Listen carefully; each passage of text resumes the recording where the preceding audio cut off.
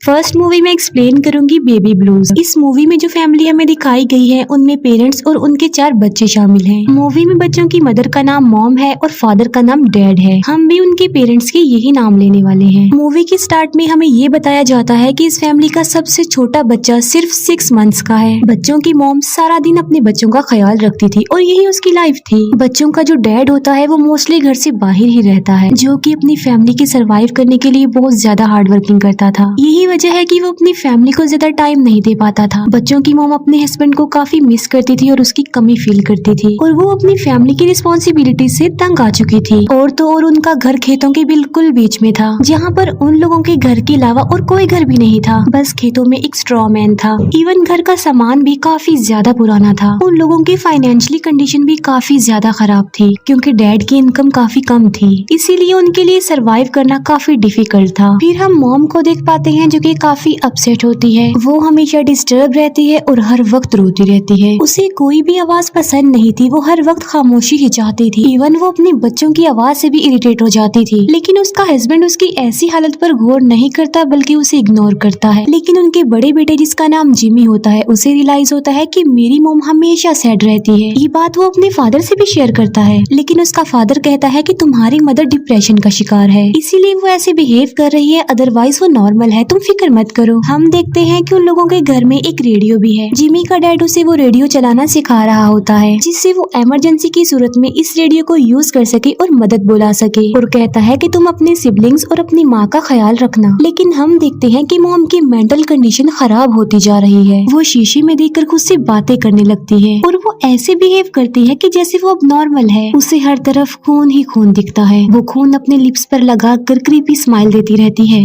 Dad अपने काम के लिए चला जाता है। उनकी मॉम को आज काफी गुस्सा आया हुआ था। बच्चे घर में शोर मचा रहे होते हैं। उन बच्चों का शोर सुनकर उनकी मॉम बिल्कुल पागल बन जाती है। जैसे वो एक प्लेट को जोर से जमीन पर पटक देती है, जिससे उसके बच्चे साइलेंट हो जाते हैं। फिर मॉम अपने 6 मंथ्स वाले बच्चे को ऊपर ले जाती है, ये कहते हुए कि मैं इसे नहलाने ले जा रही हूँ। लेकिन जिमी जानता था कि अभी थोड़ी देर पहले ही तो उसकी मॉम ने उसके छोटे भाई को नहलाया था। इसीलिए जिमी चेक करने के लिए जाता है कि आखिर ये क्या चक्कर है। जिमी को बिस्तर पर उसका छोटा भाई मिलता है, जिसको बिल्कुल भी सांस नहीं आ रहा था और उसकी बॉडी बिल्कुल ठंडी हो गई थी, क्योंकि वो मर चुका था। ये देखकर जिमी अपनी मॉम को बुलाता है। तभी वहाँ पर जिमी की सिस्टर भी आ जाती है। मॉम अपनी बेटी को छोटी सी शरारत की वजह से काफी अब्यूज करती है और उसे मारने के लिए आगे बढ़ती है, लेकिन जिमी मॉम को ऐसा करने से रोकता है। लेकिन मॉम जिमी को पुश करती है, जिससे वो नीचे गिरकर बेहोश हो जाता है। जिमी को जब होश आता है तो वो देखता है कि उसकी मॉम उसकी सिस्टर को पानी में डुबोकर मार रही है। जिमी ये देखकर समझ जाता है कि वो छोटे बेबी को भी मॉम नहीं मारा होगा। अपनी सिस्टर को बचाने के लिए जिमी अपनी मॉम पर अटैक कर देता है, जिससे मॉम बेहोश हो जाती है और जिमी अपनी बहन को बचा कर लेटा देता है। थोड़ी देर बाद जिमी की सिस्टर को होश आ जाता है। जिमी अपने छोटे भाई को एक मेल नेबर के पास भेजता है, जो कि कुछ दूरी के फासले पर ही रहता था। खुद वो अपनी बहन को लेकर घर के पीछे छुपने जाता है, लेकिन मॉम होश में आ चुकी थी और वो अपने दूसरे बेटे को भी पकड़ लेती है। वो मिरर से अपने बेटे पर बार बार हमला करके उसे भी मार डालती है। 2 बच्चों की जान लेने के बाद वो पागल मॉम दोनों सर्वाइवर्स बच्चों का पीछा करती है। अब दोनों सिबलिंग्स छुपने के लिए खेतों में जा रहे होते हैं, लेकिन अचानक उन्हें किसी की आवाज सुनाई देती है और वो होती है एक ट्रैक्टर की आवाज, जिसमें उनकी मॉम होती है जो कि उनका पीछा कर रही होती है। जिमी एक पत्थर उठाकर ट्रैक्टर की तरफ मारता है, जो कि सीधा आकर उसकी मॉम को लगता है, जिससे मॉम डिस्ट्रैक्ट हो जाती है और दोनों भाई मौका मिलते ही वहाँ से भागने लगते हैं। जिमी की सिस्टर गिर जाती है, लेकिन जिमी उसे संभालते हुए सामने वाले फार्म हाउस में आ जाता है। वहाँ वो अपनी सिस्टर की बैंडेज करने ही वाला होता है कि तभी एक बार फिर से उन्हें ट्रैक्टर का साउंड सुनाई देता है। जिमी की सिस्टर चल नहीं पा रही थी, इसीलिए उन दोनों को वहीं पर छुपना पड़ता है।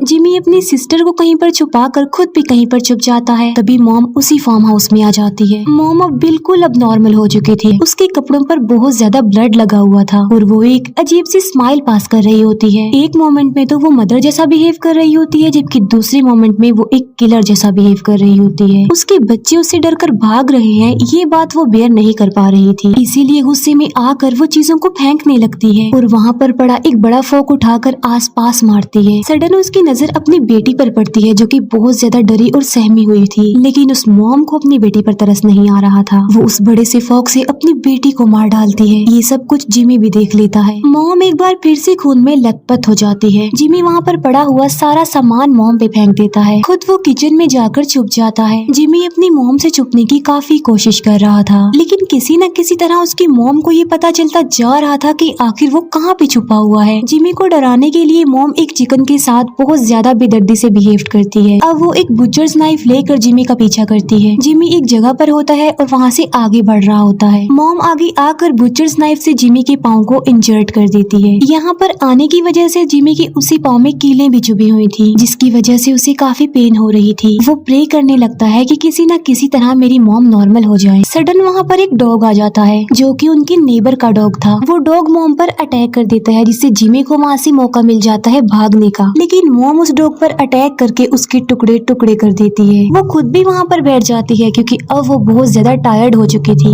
उनका नेबर भी डॉग की आवाज सुनकर वहाँ आ जाता है और मॉम उसे भी मार डालती है। फिर मॉम अगेन जिमी को ढूंढने लगती है, लेकिन जिमी तो घर आ चुका था। जिमी रेडियो के थ्रू अपने फादर से कांटेक्ट करने की कोशिश करता है, लेकिन बदकिस्मती से कांटेक्ट नहीं हो पाता। अपनी सेफ्टी के लिए जिमी अपनी पॉकेट में एक नाइफ रख लेता है। जैसे ही मॉम घर में वापस आती है तो जिमी उसे बाथरूम में बंद कर देता है।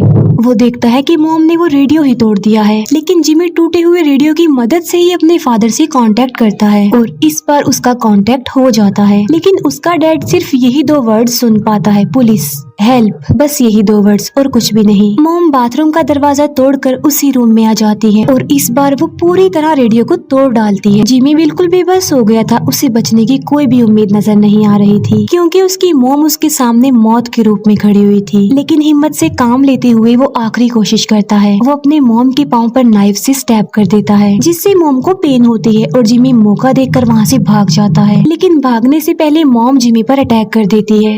यहाँ पर आके जिमी की हिम्मत बिल्कुल टूट जाती है। मॉम जिमी का गला दबाने लगती है, लेकिन जिमी मॉम को पुश करता है और नीचे भाग जाता है। लेकिन इस बार तो हद पार हो जाती है, क्योंकि मॉम गन लेकर जिमी का पीछा कर रही थी। किचन में आते ही उसे गैस लीक होने की स्मेल आती है और ये गैस जिमी ने पहले ऑन की थी। पूरे घर में गैस फैल चुकी थी। जिमी के पास एक माचिस होती है। मॉम की मना करने के बावजूद भी वो उस माचिस से घर में आग लगा देता है, क्योंकि इसके अलावा उसके पास और कोई ऑप्शन नहीं था। वहाँ पर एक ब्लास्ट होता है और जिमी जाकर बाहर गिरता है। किसी तरह जिमी खेतों में आ जाता है और वहाँ आकर वो बेहोश हो जाता है। तभी जिमी के डैड भी वहाँ पर आ जाते हैं और सुबह तक पुलिस भी वहाँ पहुँच चुकी थी। पुलिस वहाँ पर अपनी इंक्वायरी कर रही होती है। पुलिस को घर में 3 बच्चों की डेड बॉडीज और जख्मी जिमी भी मिलता है। जिमी को होश तो आ चुका था, लेकिन वो गहरे सदमे में था। वो खुद को संभाल नहीं पा रहा था। फिर हम काफी टाइम बाद का सीन देखते हैं, जहाँ पर जिमी ट्रीटमेंट के बाद अब कहीं जाकर नॉर्मल हालत में आया था। उसके डैड उससे मिलने आते हैं और कहते हैं कि तुम्हारी मॉम जिंदा है। इसी हॉस्पिटल में तुम्हारी मॉम का ट्रीटमेंट भी चल रहा है। डॉक्टर्स का कहना था कि मॉम को एक ऐसा डिप्रेशन हो गया था जिसे बेबी ब्लूज कहा जाता है। ऐसा मॉम के साथ चिल्ड्रन की बर्थ की वजह से हुआ था, जिसकी वजह से वो खुद पर कंट्रोल नहीं कर पाई और पागल बन गई। यहाँ हम ये भी जान पाते हैं कि इस वक्त भी वो प्रेग्नेंट थी। जिमी ये सारी बातें सुनकर डर जाता है। लास्ट सीन में हमें मॉम दिखाई जाती है, जिसकी हालत अभी भी काफी खराब थी। उसकी आंखों में जरा भी शर्मिंदगी और पछतावा नहीं लग रहा था। और यहाँ पर ही बेबी ब्लूज मूवी एंड हो जाती है। और अब मैं सेकंड मूवी ऑर्फन किलर को एक्सप्लेन कर रही हूँ। कहानी के शुरू में हमें एक इंजर्ड लड़की दिखाई जाती है, जिसे एक किलर टॉर्चर कर रहा होता है। वो किलर काफी फेमस होता है। उस किलर का नाम होता है ऑर्फन किलर, और जिस लड़की को वो किलर टॉर्चर कर रहा होता है उसका नाम होता है ऑड्री। यहाँ पर हम ये जान पाते हैं कि ऑड्री और वो ऑर्फन किलर बहन भाई हैं। ऑड्री अपने भाई को कहती है कि मैं तो तुमसे उसी दिन से नफरत करती हूँ जब तुम छोटे थे। ये सुनकर ऑर्फन किलर कहता है कि ठीक है, मैं तुम्हें मारकर पेरेंट्स के पास भेज देता हूँ, और वो ऑड्री पर ये कहकर अटैक कर देता है।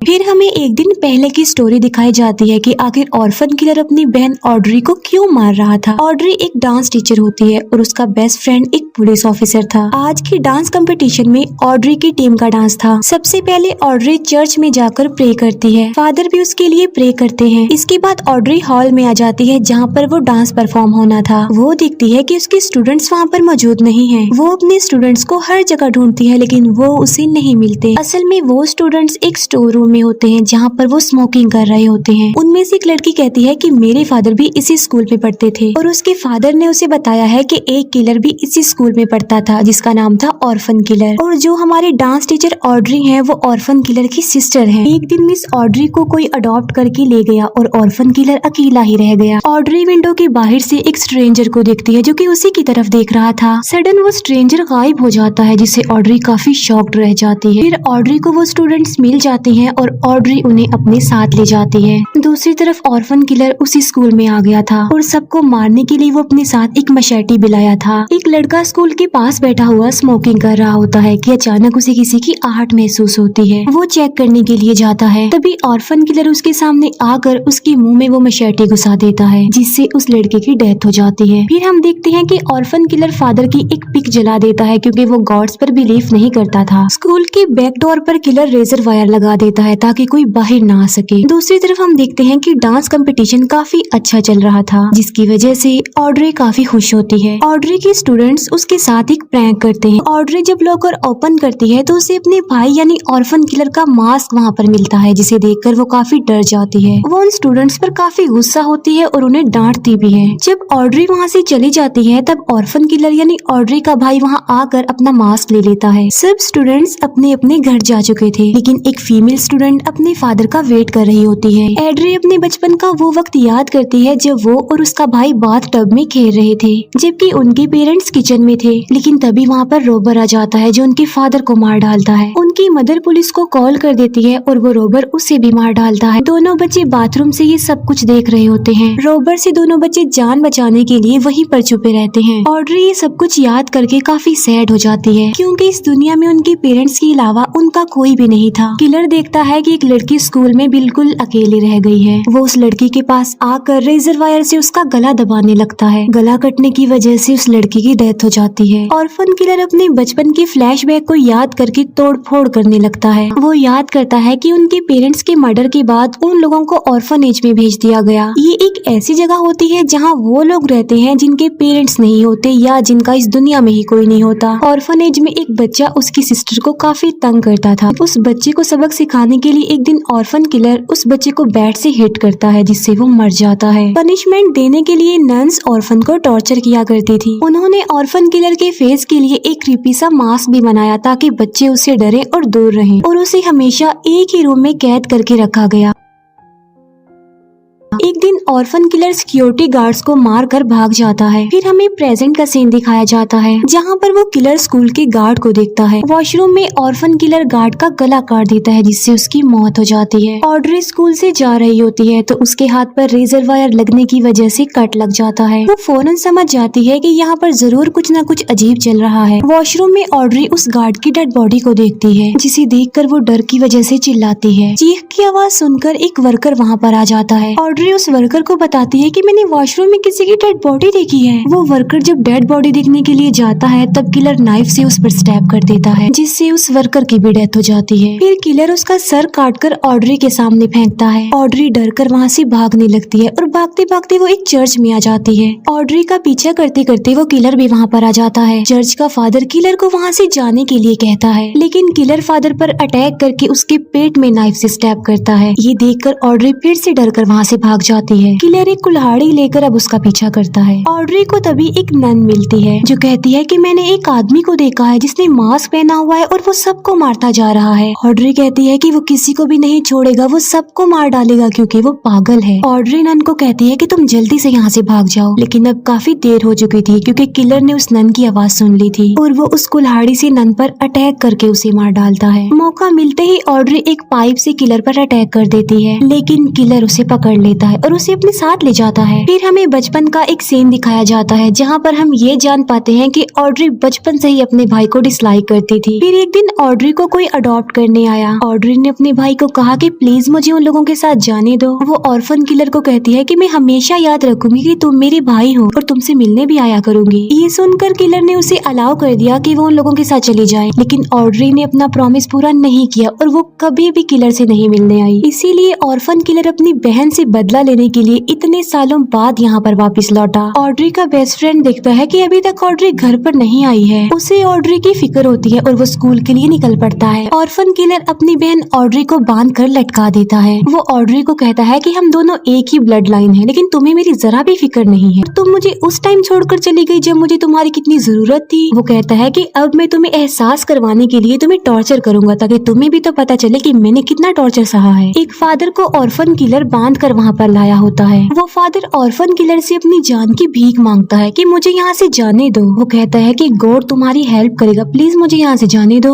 ऑर्फन किलर कहता है कि मैं जानता हूँ कि गॉड अच्छे होते हैं, लेकिन मैं उन पर बिलीव नहीं करता, क्योंकि जब हमें उनकी हेल्प की जरूरत होती है तो वो हमारी हेल्प नहीं करते। फिर ऑर्फन किलर एक सॉ उठाता है। वो फादर को कहता है कि मैं तुम्हारा एक हाथ काटने वाला हूँ, देखते हैं कि तुम्हारे गॉड तुम्हें बचाते हैं या नहीं। ये कहते ही वो उस फादर का एक हाथ ही काट डालता है। फिर ऑर्फन किलर ऑड्री के पास जाकर उसे टॉर्चर करने लगता है। वो उससे कहता है कि तुम बहुत ज्यादा बोलती हो, इसीलिए मैं तुम्हारी जुबान काटने वाला हूँ। जैसे ही ऑर्फन किलर उसकी तरफ बढ़ता है, वो उसकी 2 उंगलियां काट कर ही खा जाती है, जिससे ऑर्फन किलर को काफी दर्द होता है। ऑर्फन किलर उसके पाँव में एक स्क्रू ड्राइवर घुसा देता है। ऑड्री को बहुत ज्यादा दर्द होती है और उसकी काफी ब्लीडिंग होने लगती है। तभी वहाँ पर ऑर्फन किलर को किसी की आवाज सुनाई देती है, जो कि ऑड्री को ढूंढने वहाँ पर आया था। वो ऑड्री को पुकार रहा था। आवाज सुनकर ऑड्री फौरन पहचान लेती है कि ये तो मेरा बेस्ट फ्रेंड है, जो कि मुझे ढूंढता हुआ यहाँ पर आ गया है। ऑर्फन किलर उस लड़के पर भी अटैक कर देता है। ऑर्फन किलर उसे इतना मारता है कि उसे इंजर्ड करके वहाँ से चला जाता है। ऑड्री किसी तरह रेजर वायर से अपने हाथ पाँव को खोल लेती है।